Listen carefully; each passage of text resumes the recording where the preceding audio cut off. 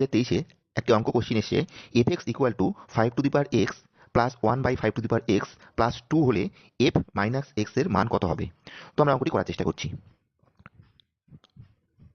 F x equal to 5 x plus 1/5 x plus 2। এবার দেখো F minus x, তার মানে এক্স এর জায়গায় আমরা কি করবো, মাইনাস এক্স বসিয়ে দেবো।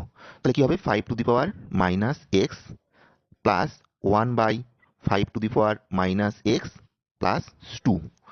এবার দেখো এই 5 মানে কত, 1/5 প্লাস 1/5 মানে কত, 5 প্লাস 2।